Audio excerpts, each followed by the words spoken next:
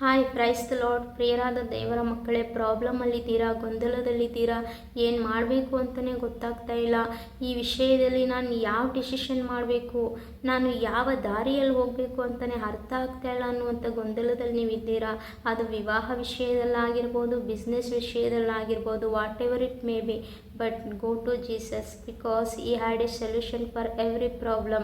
That is why Psalms chapter 32 verse 8 says like this: I will instruct you and teach you in the way you should go.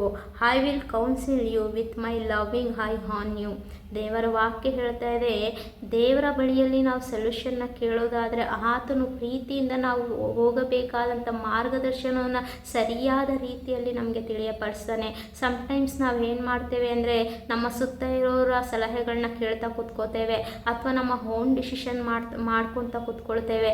ಆದರೆ sometimes ನಮ್ಮ own ಡಿಸಿಷನ್ನೇ ನಮ್ಮ ಕಣ್ಣೀರಿಗೆ ಕಾರಣ ಆಗುತ್ತೆ. ಸಾರಾ ರೀತಿಯಲ್ಲಿ ಸಾರಾ ಏನು ಮಾಡಿದ್ರು ಅಂದರೆ ಹಾಗರಳನ್ನು ಮದುವೆ ಮಾಡಿಸಿದ್ರೆ ಸರಿ ಹೋಗುತ್ತೆ ಅಂದ್ಕೊಂಡು ಓನ್ ಡಿಸಿಷನ್ ಮಾಡಿದ್ರು, ಆದರೆ ಅದೇ ಆಕೆಯ ಕಣ್ಣೀರಿಗೆ ದುಃಖಕ್ಕೆ ಕಾರಣವಾಯಿತು.